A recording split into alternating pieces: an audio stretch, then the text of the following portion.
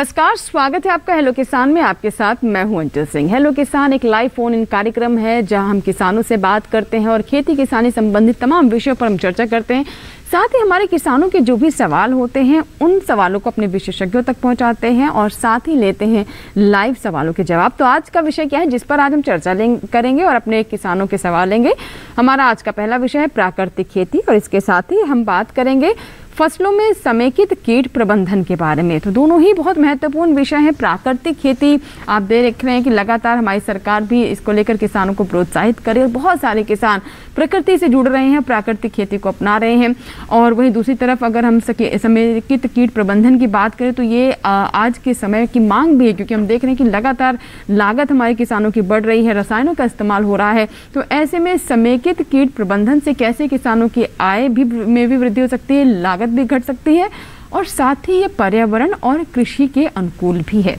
2 toll free number है जिन पर आप हमें कॉल कर सकते हैं, 1800-113060। दूसरा नंबर है 1800-113061 टोल फ्री, यानी इन पर आपका कोई शुल्क नहीं लगेगा। तो करना क्या है, बस अब हमारा नंबर लगाएं और अपनी बात, अपने सवाल हम तक पहुंचाएं। और दोनों ही विषयों से जुड़े कोई अगर आपके मन में सवाल है या कोई आशंका है या फिर आप पहले से ही प्राकृतिक खेती से जुड़ चुके हैं, समेकित कीट प्रबंधन कर रहे हैं लेकिन कोई उसमें अड़चन आ रही है, तो आप हमें फ़ोन कर सकते हैं। 2 मेहमान हमारे साथ स्टूडियो में अगले 1 घंटे तक उपस्थित रहेंगे। आइए उनसे आपकी मुलाकात करवा दें। हमारे साथ डॉक्टर श्रीधर हैं, आप प्रधान वैज्ञानिक हैं। नमस्कार जी, शाकीय विज्ञान संभाग IARI पूसा नई दिल्ली में। और हमें डॉक्टर श्रीधर बताएंगे कि किस तरीके से प्राकृतिक खेती को लेकर हमारे किसानों का रुझान बढ़ रहा है और हमारा देश विश्व भर के लिए एक उदाहरण के तौर पर भी उभर कर सामने आ रहा है। तो कैसे प्रकृति से जुड़े प्राकृतिक खेती करें और धरती माँ के प्रति जो आपका एक जुड़ाव है इसे और मजबूत कर सकते हैं और जो आपकी जिम्मेदारी है उसे भी साथ ही साथ निभा भी सकते हैं। दूसरे मेहमान है डॉक्टर श्रवण M हल्दर, जो कि एसोसिएट प्रोफेसर हैं कीट विज्ञान संभाग केंद्रीय कृषि विश्वविद्यालय इम्फाल में। जी सर, स्वागत है आपका भी कार्यक्रम में। जी सर, तो आप हमें बताएंगे फसलों में समेकित कीट प्रबंधन किस तरीके से करें। श्रवण जी हमारे साथ लगातार कार्यक्रम में जुड़े रहेंगे और दोनों ही विषयों पर हम विस्तार से चर्चा करेंगे। तो सबसे पहले श्रीधर जी आपसे मैं जानना चाहूँगी, जैसे हम प्राकृतिक खेती की बात कर रहे हैं और सबसे बड़ी बात ये है कि अब इसे में प्रसारित करना पड़ रहा है, बल्कि ये तो मतलब हमारे देश में तो होती पहले ऐसी थी, प्राचीन काल से ही ये खेती होती थी। इसको कोई नई चीज या नई बात है, कोई नया फॉर्मूला, कोई कंसेप्ट नहीं है, शायद वो है जो हम भूल चुके थे, जिससे अब हमें रिमाइंड कराया जा रहा है। बिल्कुल बिल्कुल। तो जैसा कि आप किसान भाई जानते हैं कि प्राचीन काल से ही आप ये कह लें कि हमारे देश को स्वतंत्र होने से पहले जी यही खेती लगभग हमारे किसान भाइयों के बीच में प्रचलित थी। ये बहुत पुरानी अपनी कृषि पद्धति है और इसमें कोई भी रासायनिक खाद या कोई रासायनिक उर्वरक या कीटनाशक का प्रयोग नहीं होता था। और प्राकृतिक नाम इसीलिए दिया हुआ है कि ये जो हमारे पास प्रकृति में मौजूद हैं सारे तत्व, उसी का प्रयोग करके खेती की जाती थी। और उसी का एक दूसरा रूप भी कभी कभी जैविक खेती भी लोग बोल देते हैं। तो दोनों खेती की जाती है और इसमें ज़्यादातर जो बड़ी बात है कि हमारी ये देसी गाय के ऊपर आधारित खेती होती है कि गाय के जो मल हैं, मूत्र हैं, गोबर हैं और दही, दूध, घी, कुछ का भी सम्मिश्रण करके जो हमारे पौधों को बढ़वार में और उसके विकास में सहायक हो उसको उपयोग करते हैं। और साथ ही साथ जो हमारे बहुत सारे ऐसे पौधे भी हैं जिनकी पत्तियां वगैरह प्रयोग करते हैं और वो कीटनाशकों के रूप में भी प्रयोग की जाती हैं। तो उसका भी प्रयोग जो है हमारे, चूँकि हमारे प्रकृति में ये बहुतायत मात्रा में उपलब्ध हैं, इसलिए उसके आधार पे जैसे आयुर्वेदिक में नुस्खे होते हैं, इसी तरीके से हमारे कृषि के भी नुस्खे होते हैं। इन पत्तियों से प्रयोग करके, खासतौर से नीम वगैरह जैसी होती हैं, इनका प्रयोग करके आप हम जो हानिकारक कीट हैं उनसे बचाया जाता है। इसके अलावा प्रकृति में बहुत सारे जो कुछ हमारे जीवाणु हैं और कुछ मित्र कीट हैं, कुछ इस तरीके से जो चीज़ें उपलब्ध हैं उनका भी प्रयोग हमारे किसान भाई पहले से ही करते रहे हैं, जिससे कि अपनी फसलों को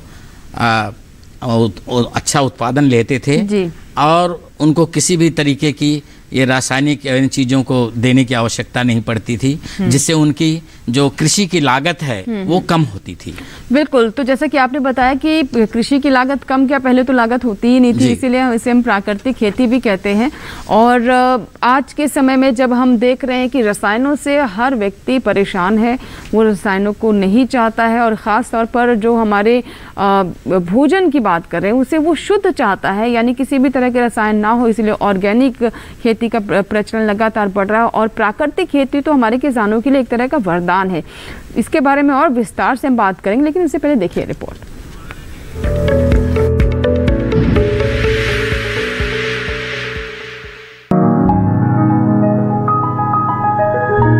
प्राकृतिक खेती देसी गाय पर आधारित एक कृषि पद्धति है।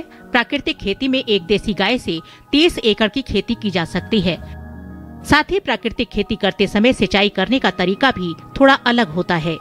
सिंचाई पौधों से कुछ दूरी पर की जाती है। इस तरह सिंचाई करने से सिर्फ 10% ही पानी की खपत होती है।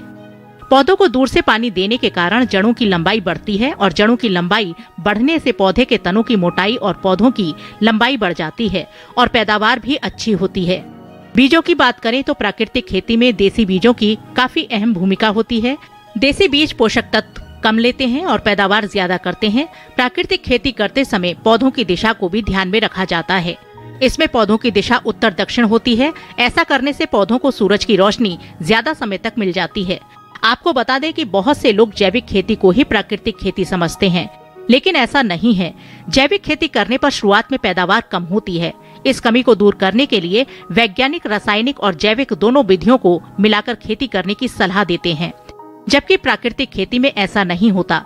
इसमें पहले साल से ही भरपूर पैदावार मिलती है और ज्यादा उपज लेने के लिए रसायनों के इस्तेमाल की बिल्कुल भी जरूरत नहीं होती।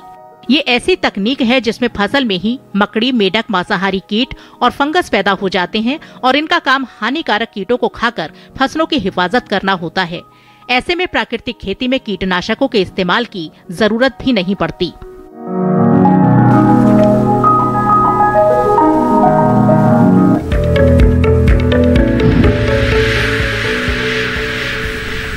तो भी आपने रिपोर्ट देखी प्राकृतिक खेती पर। आइए बात कर लेते हैं फसलों में समेकित कीट प्रबंधन के बारे में। डॉक्टर श्रवण जी हमारे साथ लगातार बने हुए हैं वर्चुअल प्लेटफॉर्म पर। श्रवण जी, जैसा कि अभी हमने बात की प्राकृतिक खेती की और हम समेकित कीट प्रबंधन की बात करें, तो आज के समय में ये लोग पता नहीं क्यों उस तरीके से अपना नहीं रहे किसान, या उसके बारे में जानकारी नहीं, बल्कि तो बहुत समय से ये समेकित कीट प्रबंधन को प्रचलित किया जा रहा है।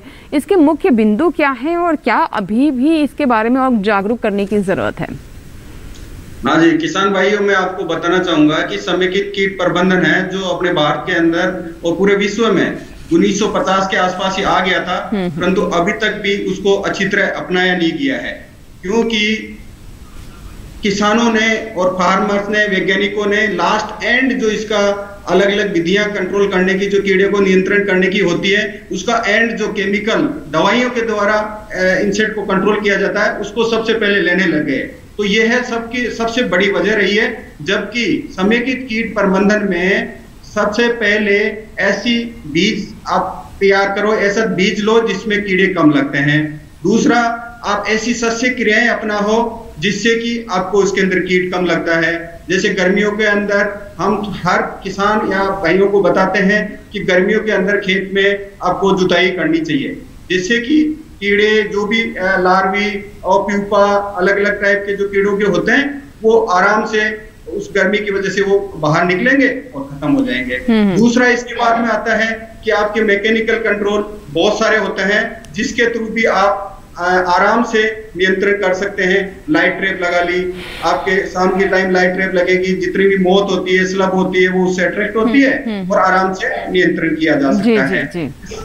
इसके बाद में आता है आपका जैविक नियंत्रण जो इम्पोर्टेंट है, और ये प्राकृतिक खेती के अंदर भी एक पार्ट है जो जैविक नियंत्रण में होता है। अगर आप दवाई डाल देते हो तो आपका जैविक जितने भी कीट जो आपको नियंत्रण करते हैं कीड़ों को, वो खत्म हो जाते हैं। तो इसलिए कम से कम दवाई, और हम लास्ट में जैसे कहते हैं ना कि एंड जैसे कैंसर का है 4th स्टेज में पूछ गए तो आपको ट्रीटमेंट केमिकल लेना है, बट उससे पहले भी बहुत सारे सिस्टम और बहुत सारे कंट्रोल की विधियां हैं जिससे आप कीट को नियंत्रित कर सकते हो। जी जी बिल्कुल बिल्कुल। तो अभी आपने मुख्य बातें बताई समेकित कीट प्रबंधन से जुड़ी हुई, लेकिन और विस्तार से जानने के लिए आइए नजर डालते हैं अपने इस रिपोर्ट पर।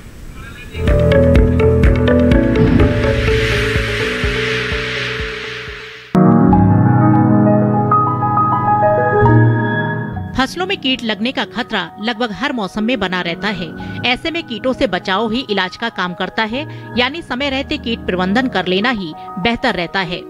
फसल को नुकसान से बचाने के लिए फसलों में समेकित कीट प्रबंधन काफी जरूरी है। समेकित कीट प्रबंधन फसल सुरक्षा का एक ऐसा तरीका है जिसमें नुकसानदायक कीटों के नियंत्रण और उनके प्राकृतिक शत्रुओं के संरक्षण के तरीकों को ध्यान में रखा जाता है। समेकित कीट प्रबंधन के कई अंग हैं, जैसे नुकसानदायक कीटों की निगरानी, फसल में समय से किए जाने वाले जरूरी काम, जैविक नियंत्रण, वनस्पति स्रोत से मिले कीटनाशक और पर्यावरण को कम नुकसान पहुंचाने वाले कीटनाशी रसायनों का इस्तेमाल। समेकित कीट प्रबंधन के लिए किसानों को साफ सफाई पर खास ध्यान देना चाहिए। खेतों में खरपतवार और घास को साफ करने व बीजोपचार करने के बाद ही बीज की बुवाई करनी चाहिए। प्राकृतिक कीटनाशकों का इस्तेमाल करने की कोशिश करनी चाहिए। रबी मौसम में सरसों, मटर, मसूर, आलू और धनिया की फसल प्रमुखता से ली जाती है। इन फसलों में लगने वाले कीटों का समय रहते नियंत्रण करने से नुकसान से बच सकते हैं, साथ ही पैदावार भी अच्छी ले सकते हैं। रबी फसल सरसों की बात करें तो इसमें माहू कीट के प्रकोप का डर रहता है। ये पौधों के कोमल हिस्सों का रस चूसते हैं, जिससे पौधे कमजोर हो जाते हैं। पुष्पन अवस्था में माहू का प्रकोप ज्यादा होता है। माहू पर नियंत्रण के लिए खेत के पहले किनारे की लाइन में माहू का निरीक्षण करें। प्रभावित पौधों की टहनियों को तोड़कर अलग कर दें। अगर फसलों में कीटनाशकों के छिड़काव की जरूरत पड़े तो कीटनाशकों के छिड़काव से पहले स्वस्थ और पके फलों को तोड़ लें।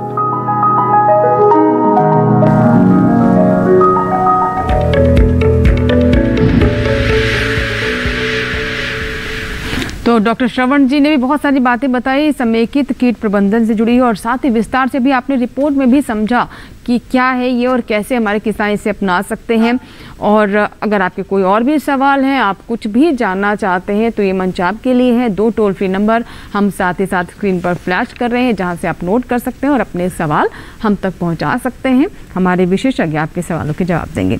श्रीधर जी, मैं आपसे समझना चाहूँगी, जैसे प्राकृतिक खेती की हम बात कर रहे हैं, तो मतलब क्या ये प्राकृतिक खेती पहले तो ये होता था कि अपने आप से जो खुद ही जो फसलें उगती थी, मतलब उसके लिए आपको कोई प्रयास नहीं करना पड़ता था, तो आज के दौर की जो हम प्राकृतिक खेती कह रहे हैं, ये किस तरह से भिन्न है या फिर वही है, कैसे कर रहे किसानी से?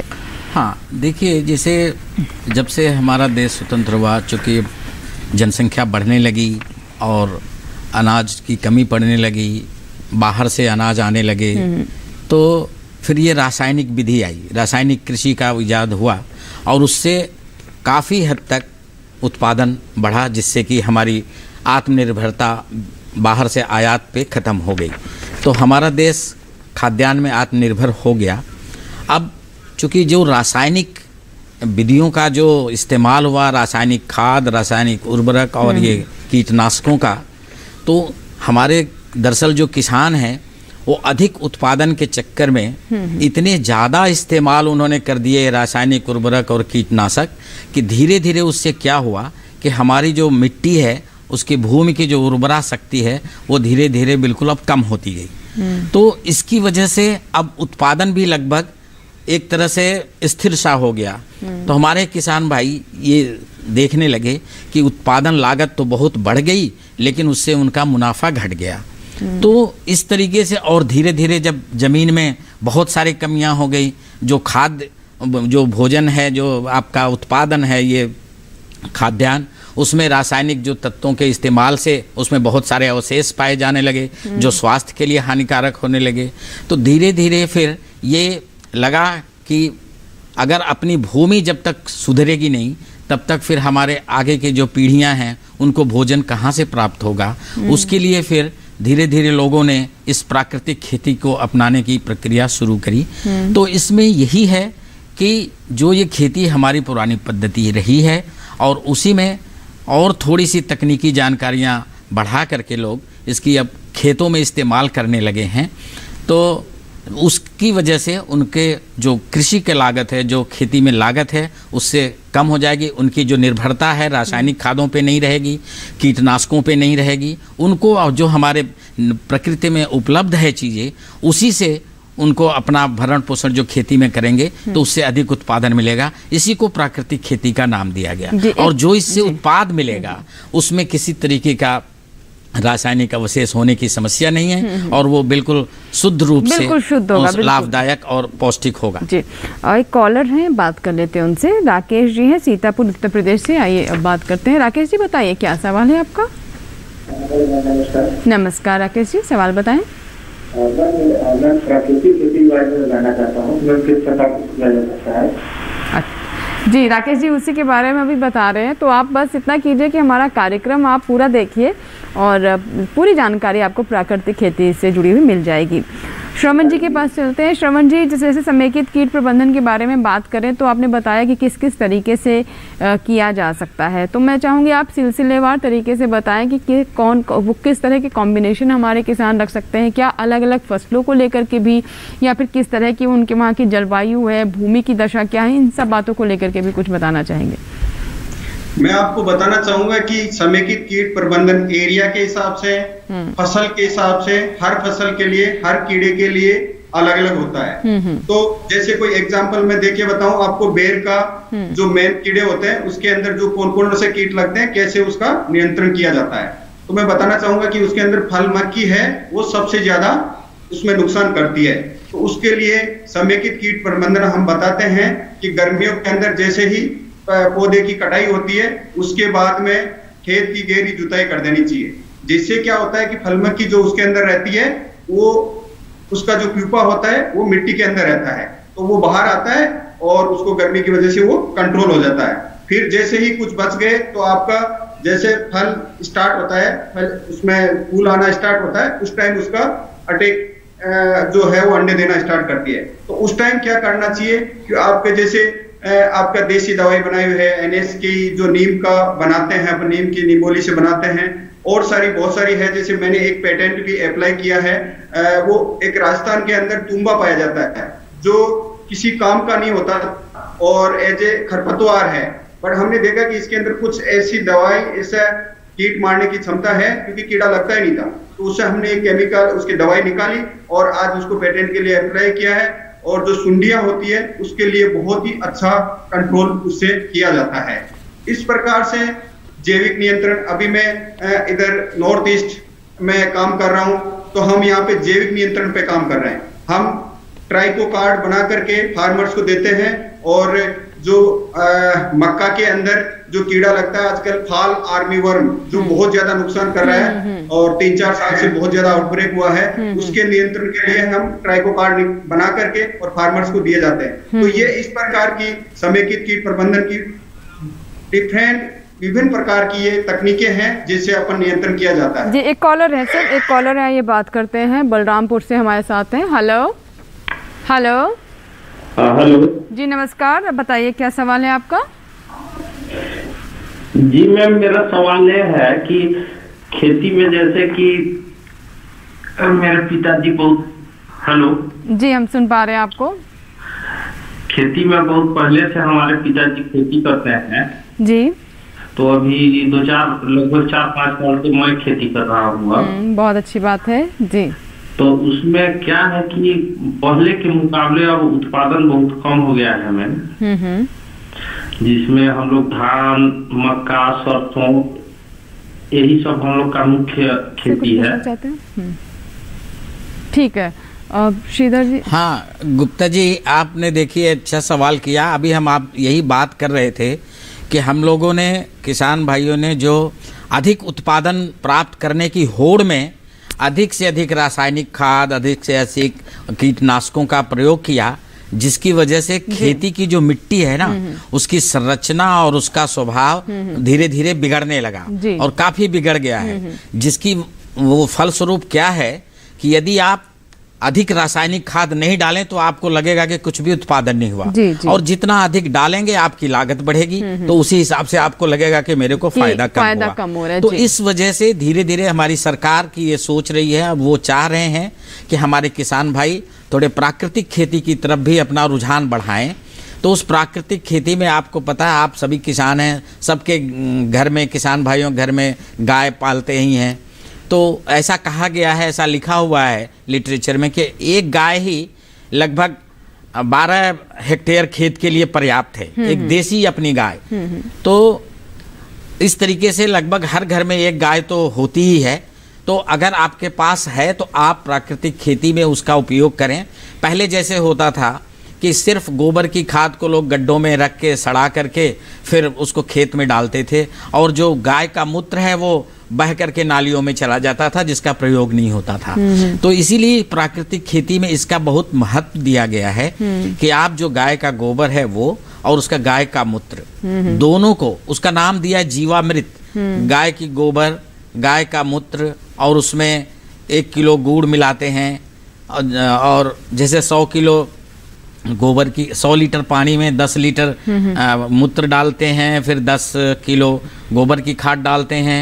अरे गोबर पूरा जो फ्रेश गोबर होता है ताज़ा, और उसमें 1 किलो गुड़ डालते हैं, फिर 1 किलो उसमें कोई भी दलहन की पाउडर जैसे बेसन हुआ, किसी भी दाल का पीस करके आप उसमें मिला दें, फिर सबको मिक्स करके रख देते हैं। फिर उससे जो तैयार होता है उसको नाम देते हैं जीवामृत कहते हैं, और उस जीवामृत को आप पौधों के ऊपर छिड़क सकते हैं। 5 से 10 ml प्रति लीटर पानी के हिसाब से गोल बना के उसका आप छिड़काव करें, उसमें डाल सकते हैं। और मिट्टी खराब हो गई है तो मिट्टी में सिंचाई के समय उसको डाल सकते हैं। तो कम से कम 100 से 200 लीटर जो इस तरीके से जीवामृत बना के आप खेतों में डालेंगे तो इससे क्या होगा कि जो जमीन की जो संरचना है वो जो थोड़ी खराब हो गई है, जो उसकी गुणवत्ता खराब हो गई है, और रासायनिक खाद प्रयोग करते करते जमीन जो है उसकी अम्लीयता बढ़ती गई है। तो जब ये डालेंगे आप तो उससे उसका सुधार होगा जी। और उसके जो जमीन की जो कार्बनिक कंटेंट है वो भी बढ़ेगा।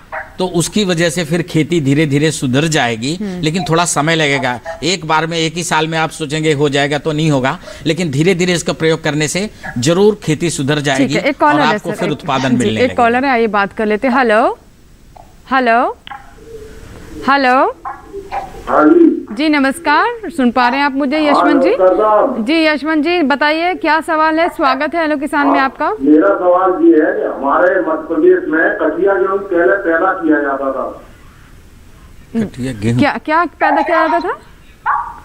कटिया गेहूं। हाँ जी आगे बताएं। जिसमें खाद वगैरह कोई नहीं डाली जाती थी, बिना खाद के होता था वो कटिया गेहूं। हाँ जी। और ये हमारे यहाँ जीरा पैदा होता है। बात बताइए। हाँ ठीक है, आपने बताया गेहूं होता है, जीरा जीरा। उसके बारे में भी हम चाहेंगे कि उसकी पैदावार बढ़ाने के लिए हमें क्या करना चाहिए। आप गेहूं के बारे में क्या जानना चाहते हैं, उसमें क्या समस्या आ रही है आपको? हमारे यहाँ गौशाला है, उसमें क्या होता है कि जब बोवनी करते हैं तो उसकी बढ़वार कम होती है। ठीक है, यानी आप बता रहे हैं कि गेहूं की बढ़वार कम है, जीरे की बढ़वार भी आप बढ़ाना चाहते हैं। हाँ तो जैन साहब देखिए, यही बात है कि अभी तक आपने अगर रासायनिक खेती करते रहे हैं और आपकी खेती की मिट्टी की दशा और उसका जो स्वभाव है खराब हो गया है, इसका मतलब उसमें अच्छी बढ़वार नहीं हो रही है। तो अब जो आप रासायनिक खाद डाल रहे हैं पौधा ले नहीं पा रहा है, क्योंकि उसकी हो सकता है कि अम्लीयता बढ़ गई हो। तो ये कई सारी चीज़ें जो रासायनिक खादों के दुष्प्रभाव हैं और कीटनाशकों के प्रयोग का, उसकी वजह से भूमि की जो दशा खराब हो गई है। तो उसको सुधारने के लिए ही आप प्राकृतिक खेती की तरफ थोड़ा रुझान करें। और आप कहते हैं कि गाय पाल ही रहे हैं, तो जो उसकी गोबर है और उसका मूत्र है उसको मिला करके, और जो चीज़ें हैं संगठक, जैसा मैंने पहले बताया कि आप जीवामृत बनाएं, आप उसको फसलों पे छिड़काव भी कर सकते हैं और खेत में भी डाल देंगे तो उसकी जो खेत की मिट्टी है उसकी धीरे धीरे उसकी जो दशा है, उसकी संरचना है, और वो धीरे धीरे ठीक हो जाएगी। फिर आप उसमें उत्पादन ले पाएंगे। जी डॉक्टर श्रवण, आप भी कुछ बताना चाहेंगे इन्हें? हाँ जी जी आप भी कुछ बताना चाहेंगे?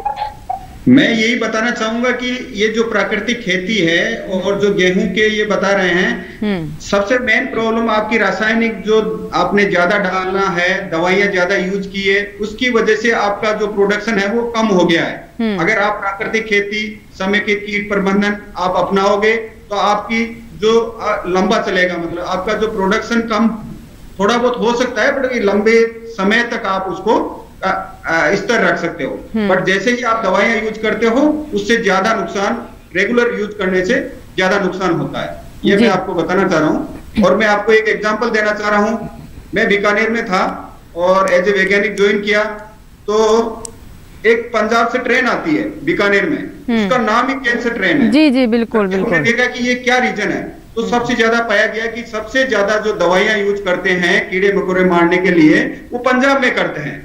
और उसकी वजह से पूरा कैंसर, वो कैंसर का एरिया, और ट्रेन में जो आते थे वो लोग सारे कैंसर के मरीज होते थे, इसलिए उसका नाम ही कैंसर ट्रेन निकाल दिया। इसलिए मैंने जब से ही जितना भी रिसर्च किया एज ए वैज्ञानिक, मैंने पूरा कैसे एक ऐसी वेराइटी डेवलप करें, ऐसी किस्म डेवलप करें जिसमें कीड़े ही कम लगे।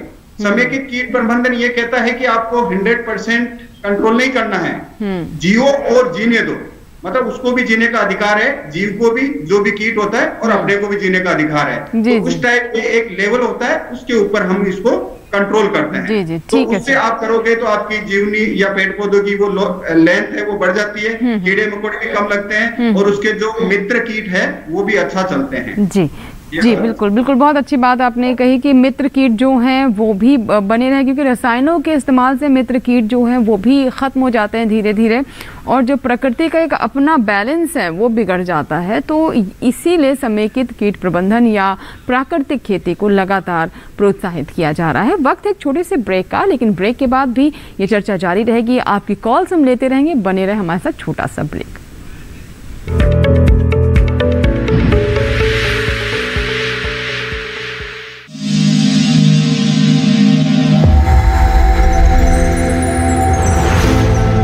आत्मनिर्भर किसान भारत की शान। उत्पादन में आत्मनिर्भर होने के साथ साथ फसल की कटाई के उपरांत उपज की हानि को रोकने, ग्रामीण क्षेत्रों में रोजगार सृजन करने और बीज से बाजार तक के विजन को मजबूती देने के उद्देश्य से 1 वर्ष पूर्व माननीय प्रधानमंत्री श्री नरेंद्र मोदी जी ने एक महत्वाकांक्षी केंद्रीय योजना एग्रीकल्चर इंफ्रास्ट्रक्चर फंड की शुरुआत की। इस आधुनिक इंफ्रास्ट्रक्चर से कृषि आधारित उद्योग लगाने में एक बहुत बड़ा बदलाव आएगा और बहुत बड़ी गति आएगी। साथियों, अब हम उस स्थिति की तरफ बढ़ रहे हैं जहां गांव के कृषि उद्योगों से फूड आधारित उत्पाद शहर जाएंगे, और यही तो आत्मनिर्भर भारत अभियान का संकल्प है। एग्रीकल्चर इंफ्रास्ट्रक्चर फंड से पात्र लाभार्थी गोदामों का निर्माण कर सकते हैं, छटाई या ग्रेडिंग इकाई, पैकिंग हाउस, सप्लाई चेन और कोल्ड चेन जैसी सुविधाएं, या फिर प्राथमिक कृषि प्रसंस्करण केंद्र की स्थापना कर सकते हैं। इस योजना के तहत पात्र लाभार्थियों को 2 करोड़ रुपए तक के ऋण पर अधिकतम 7 वर्ष के लिए ब्याज में 3% तक की छूट दी जा रही है। ऋण पुनर्भुगतान के लिए 6 महीने से 2 वर्ष तक मोरेटोरियम की सुविधा भी उपलब्ध है। इस योजना ने अब तक सफलता की कई मिसालें कायम की हैं, जैसे कि मध्य प्रदेश के लाभार्थी श्री विपिन त्रिपाठी ने एग्रीकल्चर वेस्ट से बायोफ्यूल बनाने का इनोवेटिव प्राइमरी प्रोसेसिंग सेंटर लगाया है। लोन मिलने की वजह से हम समय पर सारी मशीनों का प्रोक्योरमेंट और सारा सिविल वर्क टाइम पे करवा पाए, जिससे ये प्रोजेक्ट को लगाना संभव हो पाए। राजस्थान के लाभार्थी श्री यशवर्धन मुंद्रा ने सॉर्टिंग एंड ग्रेडिंग यूनिट लगाकर रोजगार के अवसर पैदा किए हैं। कर्नाटक की महिला उद्यमी श्रीमती ममता वी ने प्राइमरी प्रोसेसिंग सेंटर लगाकर प्रगति की नई राह चुनी है। ಸಣ್ಣ ಪುಟ್ಟ ಉದ್ಯಮಿಗಳನ್ನ ಮತ್ತಷ್ಟು ಅಗ್ರಿಕಲ್ಚರ್ ಅಲ್ಲಿ ಹೆಚ್ಚು ನಾವು ಇನ್ನಷ್ಟು ಸಾಧನೆ ಮಾಡಲಿಕ್ಕೆ ಕಾರಣಕಾರಕವಾದಂತ ಈ ಅಗ್ರಿಕಲ್ಚರಲ್ ಇನ್ಫ್ರಾಸ್ಟ್ರಕ್ಚರ್ ಫಂಡ್ ಇಂದ ನಮ್ಮ ಇನ್ನಷ್ಟು ಯೋಜನೆಗಳು ಆಯೋಜನೆಗಳು ಉತ್ತಮಗೊಂಡಿದೆ। राजस्थान के लाभार्थी श्री दिनेश भट्टर ने जीरे की प्रोसेसिंग यूनिट लगाकर आसपास के ग्रामीणों को आत्मनिर्भरता प्रदान की है। महाराष्ट्र के लाभार्थी श्री अनूप कुमार मोहता ने वेयर हाउस बनाकर अन्न भंडारण को सुनिश्चित किया है। आज देश के कोने कोने से किसान, कृषि उद्यमी, किसान उत्पादक संघ, प्राथमिक कृषि सहकारी समितियां, स्वयं सहायता समूह और कृषि उपज मंडियां इस योजना का लाभ उठा रहे हैं।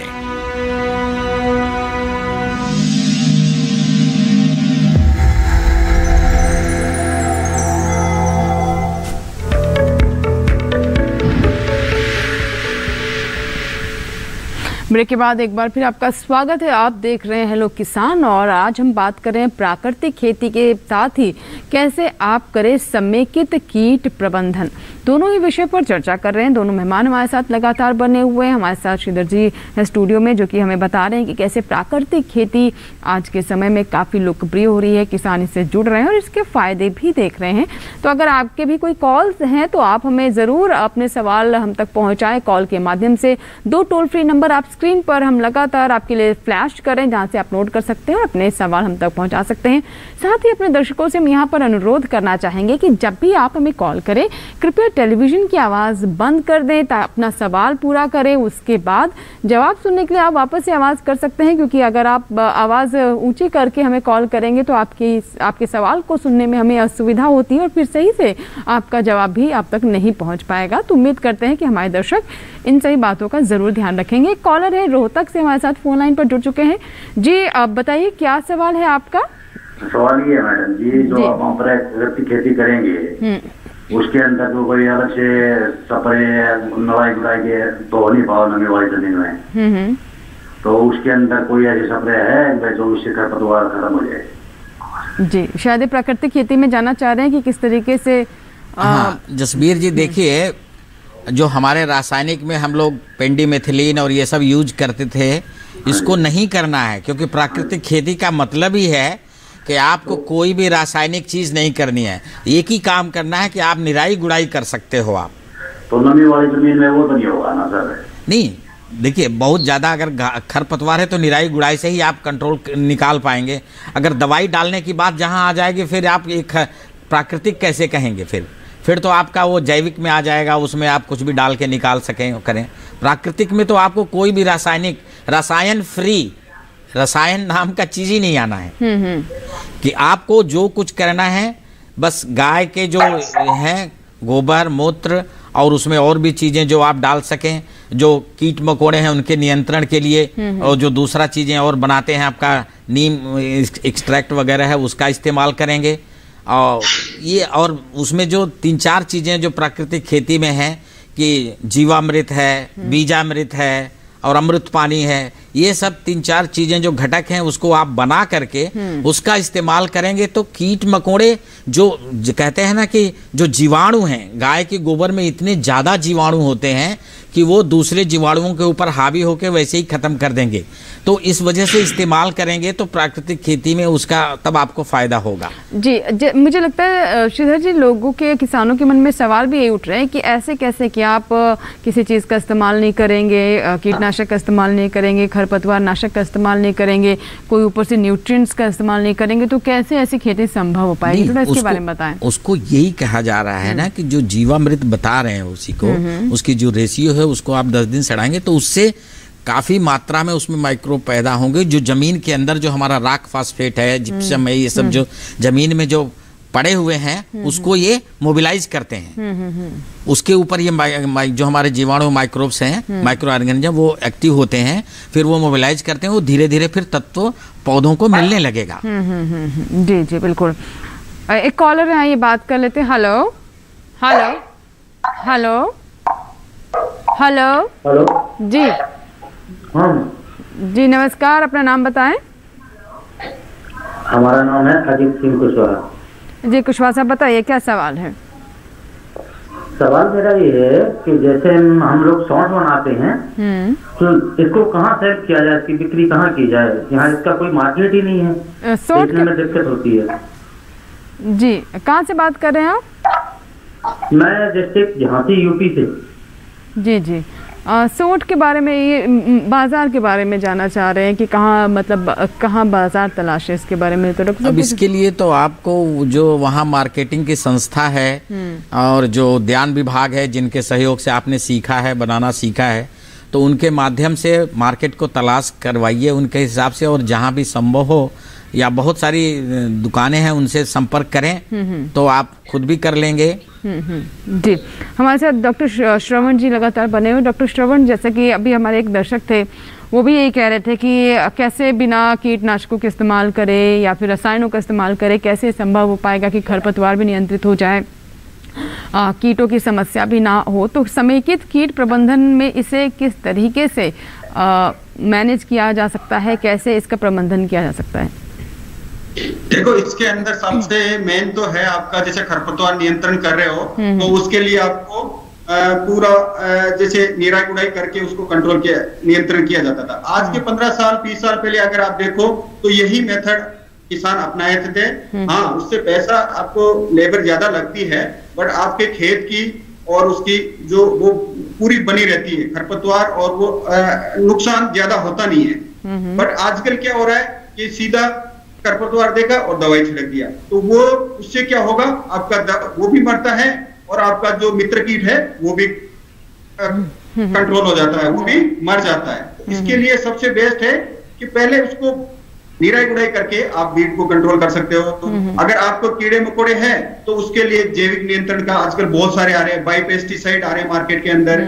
आप घर पे बहुत सारे ऐसे, जैसे हम इधर इम्फाल और इधर मणिपुर में रह रहे हैं, यहाँ पे फार्मर ज्यादातर क्या करता है, घर पे अपनी दवाई बनाता है। लोकल आसपास के पेड़ पौधे होते हैं, उनकी पत्तियां तोड़ के उनको गाल के और उसका 5 से 10% उसमें छिड़काव किया जाता है खेत के अंदर। तो यहाँ पे ज्यादातर फार्मर है वो आत्मनिर्भर टाइप है, वो किसी मार्केट पे डिपेंड नहीं है। आज यहाँ पे जैसे हम हनी का प्रोसेसिंग कर रहे हैं, यहाँ 700 से 800 रुपए किलो हनी बिकता है, आपका सेब बिकता है। बट अगर आप अमेजोन पे देखो 200 से 300 रुपए लीटर दूसरी जगह मिल जाएगा, क्योंकि इधर ऑर्गेनिक का बहुत ज्यादा अच्छा है। और वो आप अभी जैसे बात चल रही थी कि मार्केटिंग कैसे डेवलप किया जाए या मार्केटिंग की प्रॉब्लम आती है, मार्केटिंग किसान को आजकल एफपीओ चल रहा है, वो बना करके आप खुद का मार्केट डेवलप करना पड़ेगा, वो मेन है। जी बिल्कुल। तो एफपीओ एक बहुत सराहनीय पहल भी है सरकार की तरफ से, या फिर कहें कि इसको और ऑर्गेनाइज करने की कोशिश की जा रही है ताकि हमारे किसान संगठित हो, और चाहे वो प्राकृतिक खेती के लिए भी एफपीओ का मतलब एक सहारा लिया जा सकता है। एफपीओ के माध्यम से प्राकृतिक खेती भी हमारे किसान कर सकते हैं। आइए बात करते हैं एक और दर्शक से। हेलो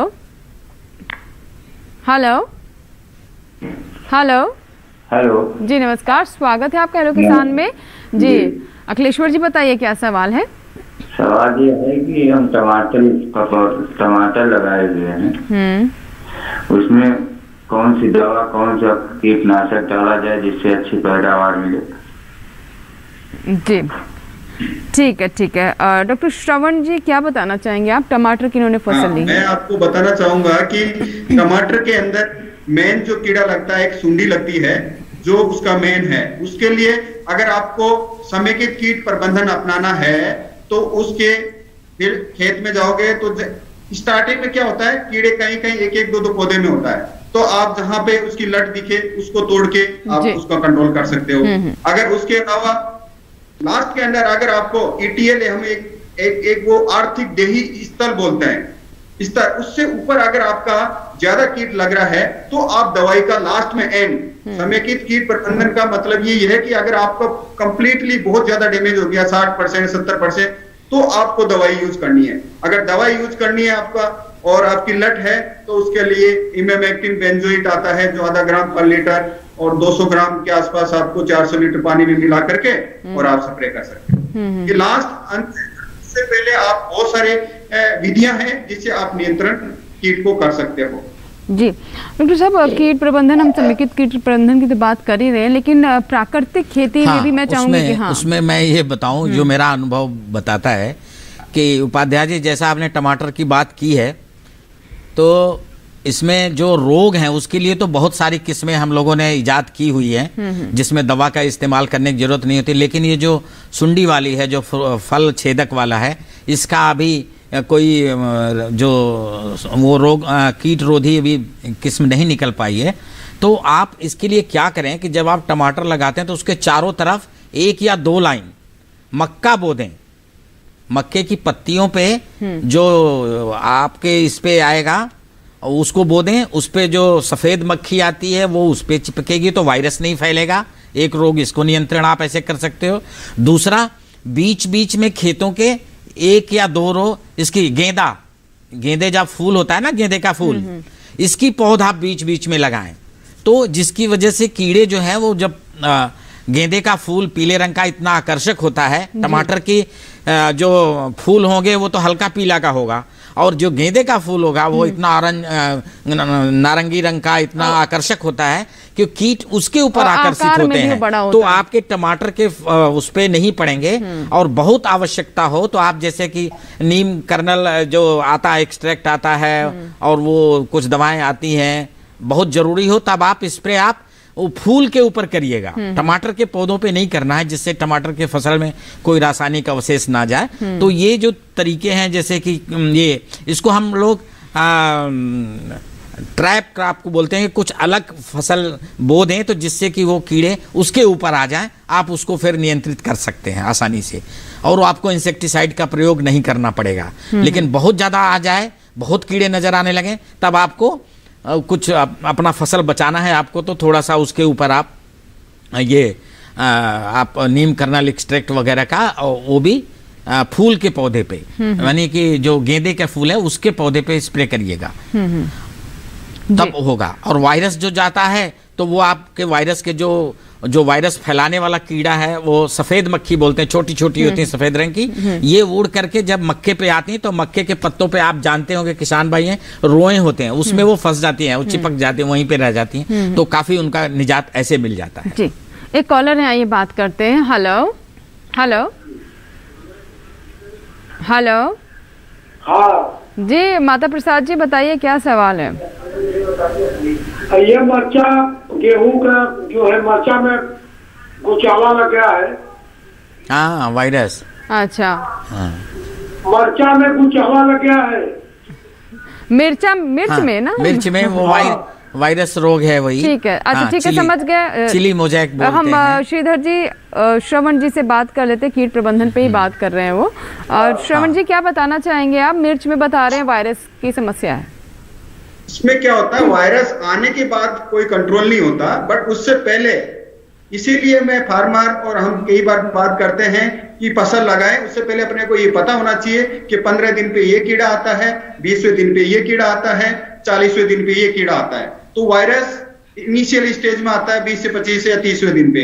उससे पहले ही आपकी जैसे नीम सीड कर्नल एक्सट्रैक्ट का जो घोल होता है उसको आप स्प्रे कर सकते हो, तो क्या होगा, आपका सफेद मक्खी उस पर कम रहेगा, आपका ट्रांसमिट नहीं होगा। तो ये सबसे मेन मेथड है कि स्टार्टिंग में आप कंट्रोल करो। अगर आपने एक बार वायरस एंटर कर गया तो उसको कंट्रोल करना बहुत ही मुश्किल है।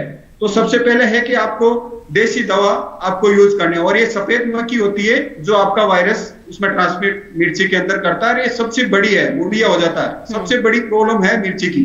तो इसके लिए आपको 10 से 15-20, जैसे ही थोड़ा सा पौधा बड़ा होता है उसके ऊपर आपका जो देसी दवा है, या आप लोकल आपका जैसे आक है, दतूरा है, तुम्बा है, अगर राजस्थान में हो तो तुम्बा बहुत ही बढ़िया है। मैंने जो पेटेंट लिया है वो सफेद मक्खी और सुंडी, जो अमेरिकन सुंडी है, उसके कंट्रोल के लिए है, और बहुत ही अच्छा कंट्रोल आराम से होता है उससे। तो ये करके आप घर पे, और कम पैसा लगेगा, और उससे आप अच्छा नियंत्रण कर सकते हो, और प्राकृतिक खेती भी होगी आप। जी बिल्कुल। इसी के साथ ही हमारे लिए वक्त हो गया एक और छोटे से ब्रेक का। ब्रेक के बाद भी हेलो किसान जारी रहेगा। अगर अभी तक आपने हमें कॉल नहीं किया, आप हमें कॉल करें। अन्नदाता किसानों की खुशहाली और उनकी आय में बढ़ोतरी के लिए भारत सरकार लगातार प्रयासरत है। माननीय प्रधानमंत्री श्री नरेंद्र मोदी जी के दूरदर्शी नेतृत्व में पिछले 7 वर्षों में खेती को आधुनिक और किसानों को आत्मनिर्भर बनाने के लिए कई निर्णय लिए गए हैं। छोटा किसान बने देश की शान, ये हमारा सपना है। देश के 80% से ज्यादा किसान ऐसे हैं जिनके पास 2 हेक्टेयर से भी कम जमीन है। अब देश में इन्हीं छोटे किसानों को ध्यान में रखते हुए कृषि सुधार किए जा रहे हैं, निर्णय लिए जा रहे हैं। प्रधानमंत्री किसान सम्मान निधि योजना की शुरुआत 24 फरवरी 2019 को माननीय प्रधानमंत्री श्री नरेंद्र मोदी जी के द्वारा की गई थी।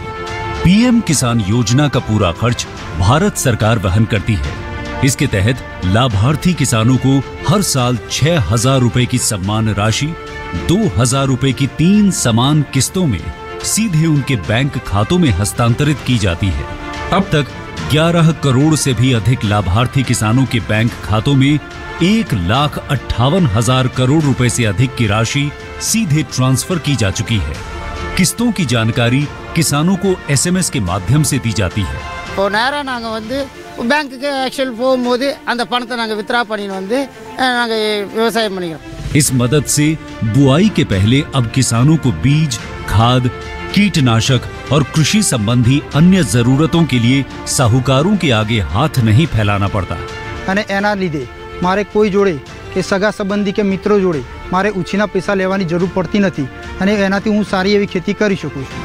इस योजना से मिले लाभ तथा आवेदन की स्थिति देखने के लिए पीएम किसान पोर्टल लॉन्च किया गया है। इस पोर्टल के माध्यम से पात्र किसान अपना पंजीकरण स्वयं करने के साथ साथ अब तक मिले लाभ और अपने आवेदन की स्थिति फार्मर्स कॉर्नर से देख सकते हैं। इस योजना का लाभ पात्र किसानों को ही मिल सके, इसके लिए इस प्रक्रिया को फूल प्रूफ बनाते हुए इसे आधार और इनकम टैक्स वेरिफिकेशन के साथ साथ फिजिकल वेरिफिकेशन से भी जोड़ा गया है। इसके अलावा किसानों की सुविधाओं और जानकारी के लिए पीएम किसान मोबाइल ऐप भी विकसित किया गया है। पीएम किसान सम्मान निधि योजना का लाभ देश के सभी राज्यों और केंद्र शासित प्रदेशों के किसानों को मिल रहा है। इसे हासिल करके हमारा किसान सबल और आत्मनिर्भर हो रहा है। इस स्कीम ने हमारा भारत सरकार ने हमारा किसान के लिए बहुत बड़ा सम्मान दिया है। इसीलिए हम भारत सरकार को, प्रधानमंत्री नरेंद्र मोदी जी को हम बहुत बहुत धन्यवाद देती हूँ। आत्मनिर्भर भारत की पहचान प्रगतिशील और समर्थ किसान।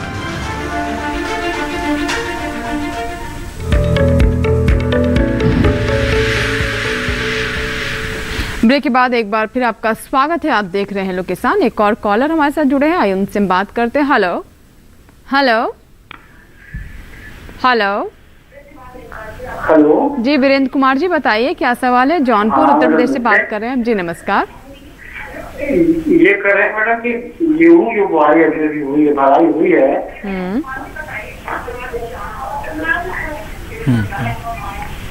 हाँ गेहूँ जो हम भरे हैं तो वो जो है पानी जो है पीले हो, पानी से जो है पीले हो गए हैं गेहूँ, तो यूरिया खाद डालने पे जो है वो हरे नहीं हो रहे हैं। तो उसमें और क्या डाला जाए कि गेहूँ जो है अपनी हरा हो जाए और उसपे जो है और गेहूँ निकले और शाखाएं निकले। ठीक है, श्रीधर जी क्या बताना चाहेंगे? यादव जी देखिए, जैसे इस समय इतनी बरसात हो गई है तो इस बरसात का असर है कि आपके खेत में पानी रुका होगा, जिसकी वजह से जड़ों में थोड़ा सा विकास रुक जाता है, उसकी वजह से पत्ते जो है थोड़े पीले पड़ने लगते हैं। तो जैसे ही पानी अब तो निकल गया होगा तो आप थोड़ा सा यूरिया का घोल का छिड़काव कर दें। जो यूरिया बुरकाव कर रहे हैं, अगर 1% घोल का छिड़काव कर दें तो पत्तियों पे जल्दी से असर पड़ जाता है, तो वो फायदा आपको कर जाएगा। लेकिन ये प्राकृतिक खेती में ये सब नहीं है, ये सब रासायनिक खेती के आपके भाग हैं। प्राकृतिक खेती में तो आपको जो मैंने बताया, जीवामृत है, अमृत पानी है और बीजामृत है, घना जीवामृत है, ये सब चीजें जो हैं प्राकृतिक खेती में इसके अपने हाथ से आपको अपने घर पे ही तैयार करना होता है और उसका ही इस्तेमाल करना होता है। तो इससे आपके कीड़े भी रुकते हैं, इससे बीमारियां भी रुकती हैं और जमीन की दशा भी सुधरती है और जो उत्पाद होता है वो बिल्कुल शुद्ध होता है। उसमें कोई अवशेष नहीं होते हैं जो कि स्वास्थ्य के लिए हानिकारक हो। जी, बात करते हैं डॉक्टर श्रवण से जो हमारे साथ लगातार बने हुए। डॉक्टर श्रवण, क्योंकि अब कार्यक्रम को समाप्त करने का समय है तो अंत में मैं चाहूंगी कि आप कुछ और बातें जो हम चर्चा में अभी तक शामिल नहीं कर पाए या फिर उससे जुड़े सवाल नहीं आ पाए, वो आप बताना चाहेंगे दर्शकों को। मैं समेकित कीट प्रबंधन के बारे में फिर किसानों को बताना चाहूंगा भाइयों। ये एक ऐसा मेथड है जिससे आप कीड़ों को आराम से कंट्रोल कर सकते हैं और लंबा समय तक आप चला सकते हो। क्योंकि अगर आपने दवाई छिड़की है तो वो 2 दिन के अंदर आपका कंट्रोल तो कर देगा, बट वो क्या करता है, पौधे को मार देता है, कमजोर कर देता है। इसलिए उसकी इम्यूनिटी जो पौधे की होती है वो कमजोर हो जाती है। तो इसलिए मैं हर टाइम किसानों को यही बताता हूँ, आप पौधे को अच्छा ग्रोथ करवाओ, अच्छी हेल्थ रखो, अच्छा लेंथ होगा तो वो अच्छा आपका पौधा रहेगा और उसमें कीड़े भी कम लगेंगे। इसी को हम कहते हैं, जैसे कई बार हम जो प्रतिरोधी किस्में तैयार करते हैं तो उसके अंदर यही रखते हैं कि कुछ पौधे होते हैं जिसके अंदर कीड़ा कम लगता है, कुछ पौधे होते हैं, वेराइटी होती है, किस्म होती है, जीनोटाइप होती है जिसमें ज्यादा लगते हैं। तो ये उसका यही होता है कि उसके अंदर ऐसी क्वालिटी होती है, ऐसा कैरेक्टर होता है जिससे कि उसमें अंदर नुकसान कम होता है। तो सबसे पहले आपको जब भी समेकित कीट प्रबंधन अपनाना है तो उसके लिए अच्छा किस्म का या अच्छी वेराइटी जो रेजिस्टेंस निकाली गई है, प्रतिरोधी की निकाली गई है, उसी को यूज करना है। उसके बाद में जैसे ही आपके सस्य क्रियाएं हैं, खेत की निराई गुड़ाई करनी है, आपका वीडीसाइड से आपका जो खरपतवार है उसको कंट्रोल नहीं करना है।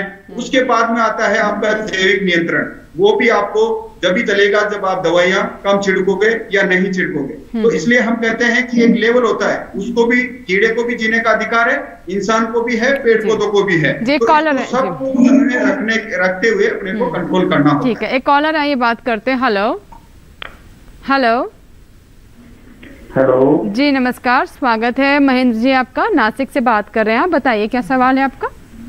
हाँ मैडम जी, हमारे इधर टमाटर ज्यादा होता है महाराष्ट्र में, तो उससे एक प्रॉब्लम आती है। क्या प्रॉब्लम आती है? हाँ, जो मक्खी रहती है वो मक्खी से ना बहुत फल सड़ जाते हैं, बहुत नुकसान होता है। अभी पिछले साल से और ये साल तो ज्यादा है, अभी वो टमाटर की नहीं, अंगूर की भी आ रही है। ठीक है महेंद्र जी, हम श्रवण जी हमारे साथ हैं, आइए एक बार और उनके पास चलते हैं, अंतिम सवाल उन तक पहुंचाते हैं। जी श्रवण जी, क्या बताना चाहेंगे? कौन सी फसल, कौन सी बताइए? टमाटर। टमाटर टमाटर और रेड से अंगूर भी है, अंगूर को भी वही प्रॉब्लम। टमाटर अंगूर दो फसलें हैं। हाँ, उसके अंदर ज्यादातर क्या होता है, एक तो सुंडी का टमाटर के अंदर मेन प्रकोप होता है, एक सफेद मक्खी आती है जो इनिशियल स्टेज में आती है, और जो आपका वायरस फैलाती है टमाटर में हो, दूसरे पौधों में है, वो जो सफेद मक्खी होती है वही उसका फैलाती है। तो इनको आपको कंट्रोल करना है। जैसे आपको अगर सुंडी है तो टमाटर की सुंडी है, उसके लिए एक फेरोमोन ट्रैप भी आता है मार्केट के अंदर, उसको लगाइए। उससे क्या होगा कि उसकी मादा वो अट्रैक्ट होगी और वो नियंत्रण हो जाएगा और आपका नर अपने आप ही खत्म हो जाएगा। ये बहुत एक अच्छा मेथड है। दूसरा क्या होता है, जैसे आपका रात्रिचर जो कीड़े होते हैं, ऐसे रात को लाइट ट्रैप आप आसपास में लगा सकते हो, उससे आप आराम से कंट्रोल कर सकते हो।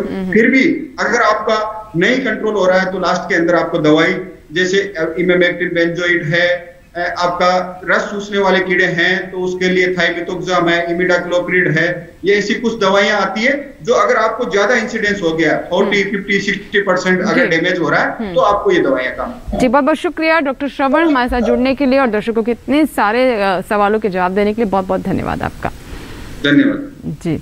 और डॉक्टर श्रीधर, आप भी अंत में कुछ बताना चाहेंगे मेरे दर्शकों को प्राकृतिक खेती से जुड़ी कोई खास बात? बस हमारे किसान भाइयों को यही बताना है कि आप ये ध्यान रखें, अभी आपने अपने जनरेशन को तो खिला पाए हैं, और अगर खेती जिस तरीके से हमारी रासायनिक विधि से खराब हो रही है और हमारे जो आने वाले बच्चे हैं अगर उनको खेत से कुछ उपजाऊ बनाना है तो आपको प्राकृतिक खेती पे ध्यान देना पड़ेगा। और प्राकृतिक खेती के जो गुण हैं, जो उपाय हैं, उनको अपनाएंगे तो जिससे आपकी धरती, जो धरती माता है, अगर वो सुधरेगी तो जरूर ये आपको अच्छी उपज प्राप्त होगी और आपको उसका लाभ भी मिलेगा। जी बिल्कुल। और देखिए, प्राकृतिक खेती, ऑर्गेनिक खेती को लेकर अक्सर सवाल उठते हैं कि पैदावार घट जाएगी तो हमारी आय कम होगी। तो देखिए, जिस रासायनिक खेती को आप अपना रहे हैं उससे भी आपकी मिट्टी धीरे धीरे बंजर ही होती जा रही है, उससे पैदावार ख़त्म ही होती जा रही है। और ऐसी स्थिति में आपकी मिट्टी, आपकी भूमि पहुँच रही है कि उसका फिर से उसको उपजाऊ बना पाना बहुत बड़ी चुनौती है। तो आप अपने आप समझ सकते हैं कि सही रास्ता क्या है और सही निर्णय क्या है हमारी प्रकृति के लिए, हमारे स्वास्थ्य के लिए और हमारे कृषि के भविष्य के लिए। बहुत बहुत शुक्रिया डॉक्टर श्रीधर, आप स्टूडियो में आए और आपने भी इतनी महत्वपूर्ण जानकारी हमारे दर्शकों को दी, उनके सवालों के जवाब दीजिए। इसी के साथ ही आज के हेलो किसान में फिलहाल इतना ही, लेकिन कल का विषय क्या है, आइए डालते हैं नजर। कल का हमारा विषय है मौसमी फूलों की खेती और साथ ही किसान उत्पादक संगठन यानी FPO पर भी हम कल बात करेंगे। अगर कोई आपके सवाल है, कोई सुझाव है, किसी विषय को आप चाहते हैं हम कार्यक्रम में शामिल करें तो आप हमें ईमेल कर सकते हैं hellokisan2015@gmail.com पर। इसके साथ ही आप चाहें तो हमें फेसबुक के माध्यम से भी संपर्क कर सकते हैं। देखिए तरीका बहुत आसान है, फेसबुक पर जाएं, हेलो किसान टाइप करें, फॉलो करें, लाइक करें और अपने सवाल हम तक पहुंचाएं। और अंत में आपको बता देते हैं हमारा कॉल सेंटर नंबर यानी हेलो किसान कॉल सेंटर नंबर 1800113060 सोमवार से शनिवार सुबह 6 से रात 10 बजे तक आप हमें इस नंबर पर कॉल कर सकते हैं। अपने सवाल रिकॉर्ड करवाएं जितने ही हम कार्यक्रम में अपने विशेषज्ञों के सामने रखेंगे। और अंत में जाते जाते एक बार और आपको बता दें कि आप हमारा ये कार्यक्रम हमारे YouTube चैनल पर भी देख सकते हैं। इसके लिए DD किसान की YouTube चैनल को सब्सक्राइब करें और इस QR कोड को स्कैन करें। आशा करते हैं कि आज के कार्यक्रम में प्राकृतिक खेती और समेकित कीट प्रबंधन से जुड़ी जो तमाम जानकारियां हमने आप तक पहुंचाई वो जरूर आपके लिए लाभकारी साबित होंगी। दीजिए इजाजत, लेकिन आप बने रहें दूरदर्शन किसान के साथ। नमस्कार।